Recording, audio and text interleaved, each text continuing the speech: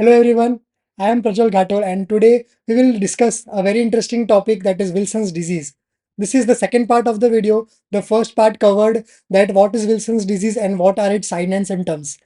In this video, we will the target is on treatment and the management of Wilson's disease. So let's continue with the video. What is the main objective of the treatment? The main objective of the treatment is to reduce copper as much as it can. Everything that is happening wrong in Wilson disease is just because of high elevated copper in the body. So this copper needs to be reduced, the patient will recover. So to reduce the copper, three treatments are available. The first is that reduce the diet with copper. Second is to give zinc. Zinc decreases the absorption of copper and helps in Wilson's disease. And the third is that we will give drugs which forms chelates with copper and drugs like chelating agents. So which will form chelates with copper, which will help in excretion of copper. So these are the treatment options available for Wilson's disease. The first treatment option is penicillamine. Penicillamine is an amino acid metabolite of penicillin and it does not have antimicrobial activity as penicillin, but it has a copper chelating property which helps in excretion of copper from the body. Neurologic deterioration is seen in 10 to 20% during the initial phases of treatment. The side effects include fever, rash, lupus reaction, leukopenia, aplastic anemia, nephrotic syndrome, and hepatotoxicity with rhinitis. Another option is triandarine. It is also a copper chelating agent. It is used when penicillamine cannot be used in the patient or it is not well tolerated by the patient. Uh, Neurologic deterioration can be seen 10 to 15% during the initial phase of the treatment, and the side effects include gastritis and aplastic anemia. Tetrathiomolybdate aims to reduce the level of serum copper. It is developed to protect central nervous system and other tissues vulnerable to free copper. Side effects include anemia and hepatotoxicity. And zinc is given that blocks the interstitial absorption of copper and no neurological deterioration is seen.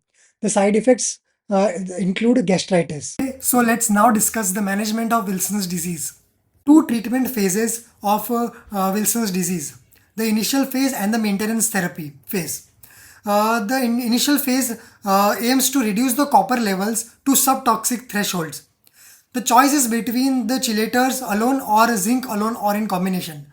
There is generally this controversy, like some experts prefer only giving chelating agents, while the others experts prefer giving only zinc, while others prefer drugs using in combination.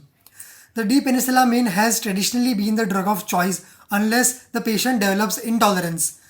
In this case of intolerance, the triamtine is the preferred drug of choice for Wilson's disease. The maintenance phase is that it is a lifelong therapy and prevents copper reaccumulation after the patient has been effectively decoppered. Zinc is the preferred drug of choice in maintenance therapy because it has low toxicity and it is very low in cost, and it also has good efficacy. D-penicillamine in low doses is an alternative. Intensive phase generally takes up to 1 to 2 years, and it can take up to 3 years in patients with severe neurological disabilities.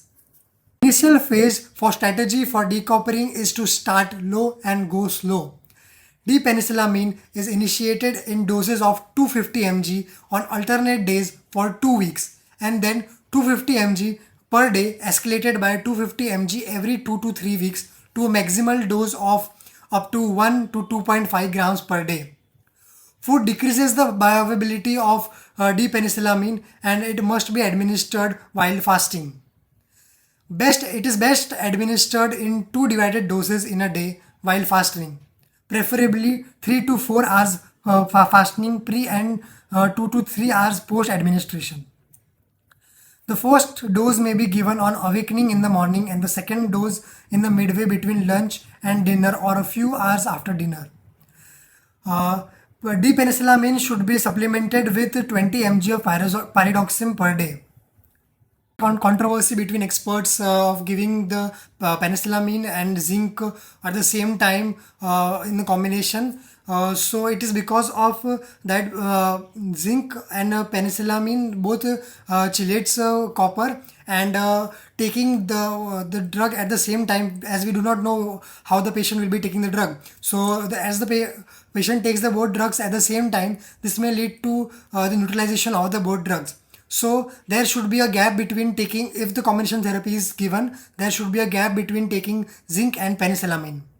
Uh, this possesses compliance issues because penicillamine and trientine as well as zinc needs to be administered in multiple doses while fasting. Iron or calcium supplements are best avoided during the intensive decoppering phase or treatment. Zinc is the drug of choice in maintenance phase. The maintenance phase of decoppering is a symptomatic in patient is initiated once excessive body copper deposits have been depleted. This is hurdled by neurological recovery and stabilization of liver impairment. Doses of penicillamine or trientine may be reduced to 500 to 1000 mg per day. It is administered in 1 or 2 divided doses during the day. Treatment monitoring. The treatment will not give effects if we do not monitor the treatment.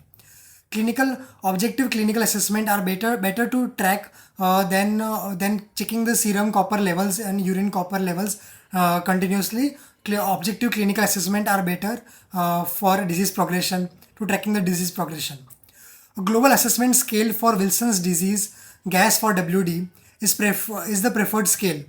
It is done at the starting of treatment, and then it can be done weekly or bi-weekly intervals. In most of the patients with significant neurological disability, there is no change in the GAS for WD scores in the first few months of therapy, though in some patients, score may improve in the first 2 weeks itself. Worsening for GAS for WD scores after initiation of decoppering suggests disease progression, paradoxical neurological worsening, non-compliance, or an intercurrent illness. You can see the global assessment scale for Wilson's disease, GAS for WD. Here it is used for monitoring. The first it is separated in tier 1 and tier 2 items. The tier 1 is domains and the tier 2 is items. In domain, liver, cognition, behavior, motor and oculomuscular symptoms are given, and in tier 2 various other items are there, like tremor, cholera, Parkinsonism, speech, etc. The monitoring is done, and how much score is given is noted down in this scale. Okay, so that was the video for today. I hope you guys understood the video and you liked it. If you liked the video, please share it with your friends and spread knowledge. Thank you.